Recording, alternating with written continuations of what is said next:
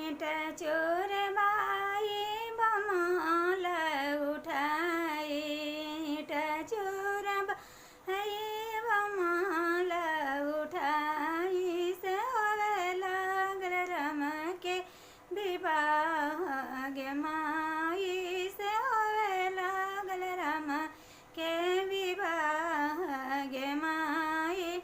जब राजा रामचंद्र चललन विवाह रे, जब राजा रामचंद्र चललन विवाह कर, बामे दहिने काग बोले गे माई, से बामे दहिने काग बोले गे माई।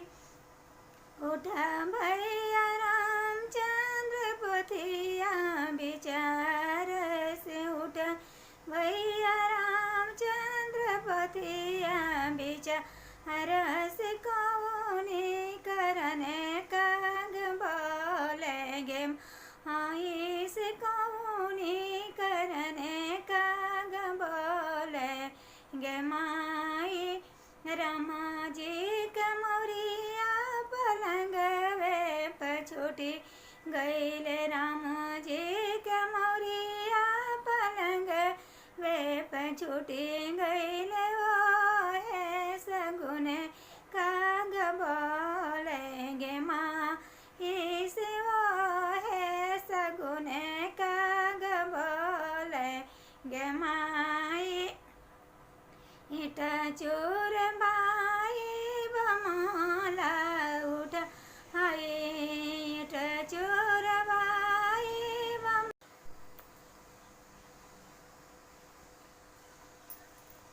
हेट चोर बाई बमाला उठाई, से होवे लागल राम के विवाह गे माई, से होवे लागल राम के विवाह गे।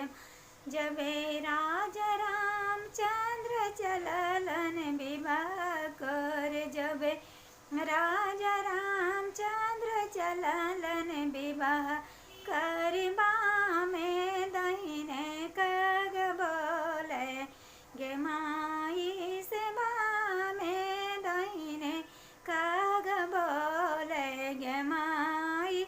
उठ भैया रामचंद्र पोथिया विचार से, कौनी करने काग बोले गे माई, से